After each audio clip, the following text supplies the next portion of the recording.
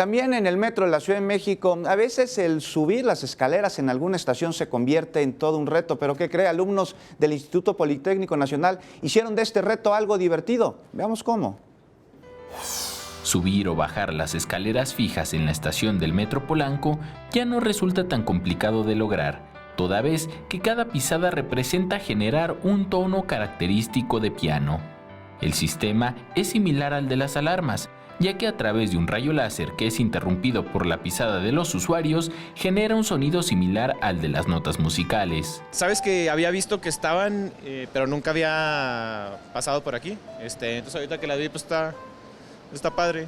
Me parece muy creativo y a la vez muy divertido. La verdad es que cuando vas en el metro te estresas mucho y este tipo de cosas como que te relajan, ¿no? Te sacan de tu estrés. Son 54 escalones divididos en 3 secciones.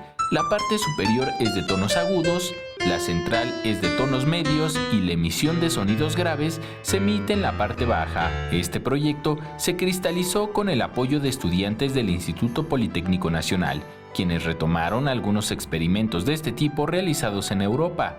Pues es una forma muy ingeniosa, ¿no? Para demostrar que pues que los mexicanos también tenemos cultura y tenemos igual un aporte muy importante en el arte. Además, se busca incentivar a los usuarios a realizar un poco de ejercicio al subir o bajar por estas escaleras.